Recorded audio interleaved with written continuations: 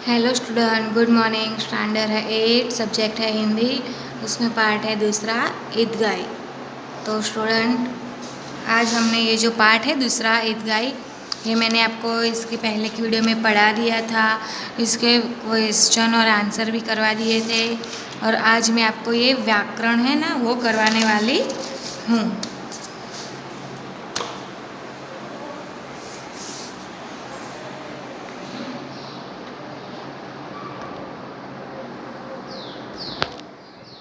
तो स्टूडेंट, उसमें question number 1 है कि समानार्थी और विरोधी शब्द लिखो। तो उसमें पहला शब्द है शीतल। शीतल का समानार्थी शब्द होगा ठंडी, ठंडा। शीतल का समानार्थी शब्द होगा ठंडा। और उसका विरोधी शब्द होगा गरम। विरोधी यानी कि जो विलोम शब्द होते हैं ना, वो। फिर है प्रश्न। प्रश्न का समानार्थी शब्द होगा खुश। और प्रश्न का विरोधी शब्द होगा नाखुश। इसी तरह से नंबर 3 पर है गरीब। गरीब का समानार्थी शब्द होगा निर्धन। और ये जो गरीब है, उसका विरोधार्थी शब्द होगा धनिक। अंधकार। अंधकार का समानार्थी शब्द होगा अंधेरा। और उसका ये जो अंधकार है, उसका विरोधी शब्द होगा उजाला। अब नेक्स्ट शब्द है स्नेह। स्नेह का समानार्थी शब्द होगा प्रेम। और उसका विरोधी शब्द होगा नफरत। फिर शब्द है पुरानी। पुरानी का समानार्थी शब्द होगा प्राचीन। और उसका विरोधी शब्द होगा नई। अब है क्वेश्चन नंबर 2। मुहावरों का अर्थ देकर वाक्य में प्रयोग कीजिए। जो मुहावरे दिए हुए हैं, हमें उसका अर्थ बताना है। फिर उसके बाद उसे वाक्य में प्रयोग करना है। बेड़ा पार लगाना। उसका बेड़ा पार लगाना, उस मुहावरे का अर्थ होगा संकट से बचना। और उसका वाक्य में प्रयोग होगा भूकंप के समय स्वयं सेवकों ने कई लोगों का बेड़ा पार लगाया था। अब नंबर 2 पर है बाल बाका न होना। उसका अर्थ होगा जरा सा भी नुकसान न होना। और उसका वाक्य बनेगा पाकिस्तानी सैनिक हमारे जवानों का बाल भी बाका न कर सके। नंबर 3 पर है छाती पीट लेना। उसका अर्थ होता है दुख प्रकट करना। और उसका वाक्य में प्रयोग होगा सुनामी की आफत पर सारे देश के लोग ने छाती पीट ली। नंबर 4 पर है दिल चीरना। दिल चीरना, उसका अर्थ होता है दुखी करना। और उसका वाक्य में प्रयोग होगा इस घटना से कई लोगों का दिल चीर दिया। अब है क्वेश्चन नंबर 3। निम्नलिखित शब्द समूह के लिए एक एक शब्द लिखिए। ईद की नमाज पढ़ने की जगह। तो उसका शब्द, ये जो वाक्य है, उसका शब्द समूह के लिए हमें क्या करना है, एक शब्द लिखना है। तो जगह कौन सी होगी, ईदगाह। वैसे ही नंबर 2 पर है जिसे गिला न जा सके। जिसे गिना न जा सके, वो अगणित, अनगिनत। फिर है धन के देवता कुबेर। तो उसका शब्द समूह के लिए बनेगा कुबेर। नमाज के पहले हाथ पाँव धोना, वज्र। फिर है मशक से पानी धोने वाला, भिश्ती। फिर नेक्स्ट है तवे पर से रोटी उतारने का साधन। तो शब्द समूह के लिए जो एक शब्द होगा वो क्या होगा, चिमटा। फिर नेक्स्ट है मन को हरने वाला, मनोहर।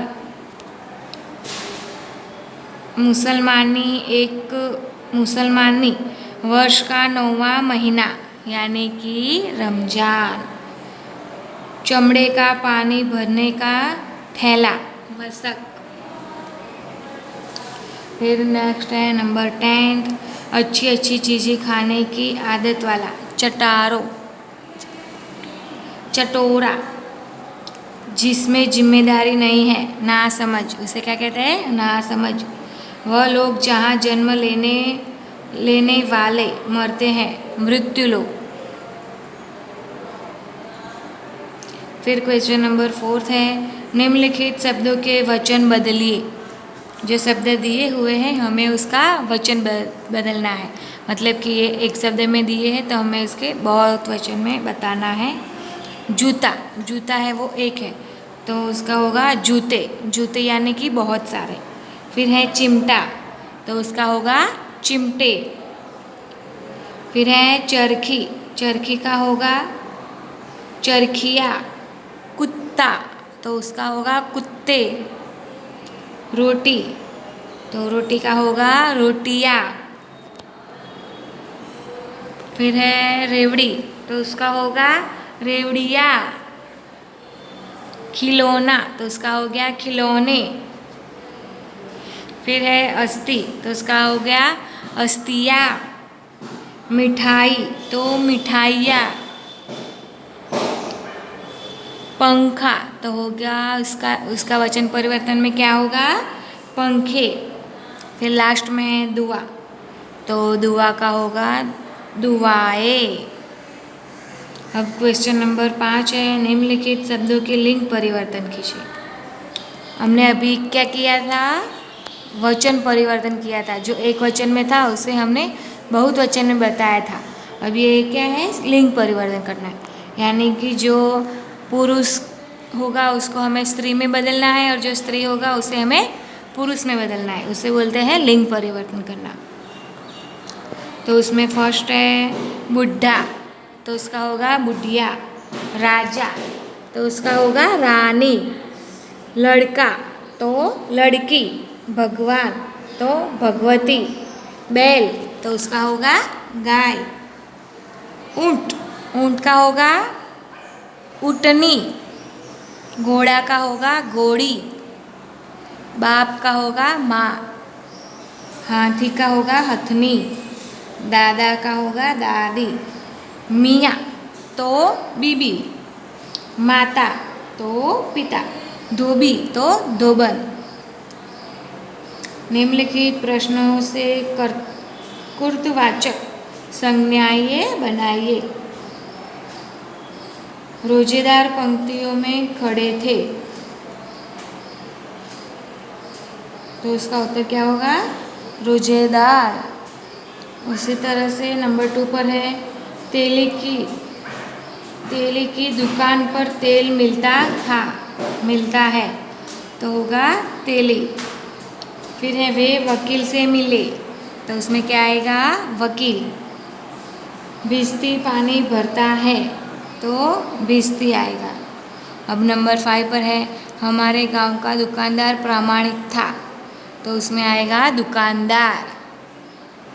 खिलौने वाला अच्छे खिलौने लाता है तो खिलौने वाला। यह दुकान हलवाई की है तो उसका आंसर आएगा हलवाई। अब नंबर नेक्स्ट क्वेश्चन है, निम्नलिखित वाक्यों में से भाववाचक संज्ञाएं बताइए। मतलब कि इस वाक्य में कौन सा भाव बताया गया है वो हमें बताना है। तो ईदगाह जाने की तैयारियां हो गई है तो ये क्या हो गया, तैयारी। हिंदू और मुसलमान के बीच भातृत्व देखकर मुसाफिर खुश हुआ तो हो गया भातृत्व। तो इसमें भाववाचक क्या हो गया, भातृत्व। अमीना निराशा में डूब जा रही है तो इसमें भाववाचक संज्ञा कौन सी है, निराशा। नूरे को खिलौने से प्रेम है तो ये प्रेम है वो हो गया भाववाचक संज्ञा। हामिद के गांव में हलचल मच गई तो हलचल।